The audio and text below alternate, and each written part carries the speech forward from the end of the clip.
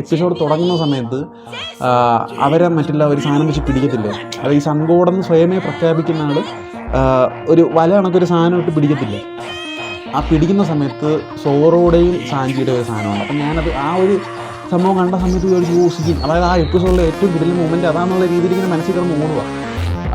അങ്ങനെ ഓടി ഓടി ഓടി ഓടി വരുന്ന സമയത്താണ് പെട്ടെന്ന്, അതായത് അതൊക്കെ കഴിഞ്ഞ് ഇവർ ഓടിപ്പോയി എല്ലാം കഴിഞ്ഞ് പോയപ്പോഴത്തേക്ക് പെട്ടെന്ന് നാമിയുടെ ഒരു അറ്റാക്ക്. എൻ്റെ പുണ്യം സത്യം പറഞ്ഞു കഴിഞ്ഞാൽ സീൻ കിട്ടില്ല സാധനമായിരുന്നു സത്യം പറഞ്ഞു കഴിഞ്ഞാൽ. അതെങ്ങനെ എനിക്കത് എങ്ങനെ വിവരിക്കണമെന്ന് അറിയത്തില്ല. അതായത് ആ ഒരു കണ്ട ഒരു പരിപാടി ഇതിലിപ്പം ഈ വീഡിയോ കാണുമ്പോൾ എത്ര പേര് വൺ പീസ് കാണും, അല്ലെങ്കിൽ എത്ര പേര് കാണത്തില്ല എന്നുള്ള കാര്യം അറിയത്തില്ല. അതിന് ഇഷ്ടപ്പെടുന്ന ആൾക്കാർക്ക് ആ ഒരു എപ്പിസോഡിൽ അല്ലെങ്കിൽ ആ ഒരു കണ്ട സംഭവത്തിന് വേണ്ടി മനസ്സിലായി. അതായത് നമ്മൾ എപ്പോഴും ഈ ഒരു പുറകിലോട്ട്, അതായത് ആ ക്രൂമേറ്റിൽ തന്നെ എപ്പോഴും പുറകിലോട്ട് നിൽക്കുന്ന ഒരാൾ പെട്ടെന്ന് വന്നിട്ട് അത്രയും കിടിലൊരു അറ്റാക്ക് ചെയ്യുന്ന സമയത്ത്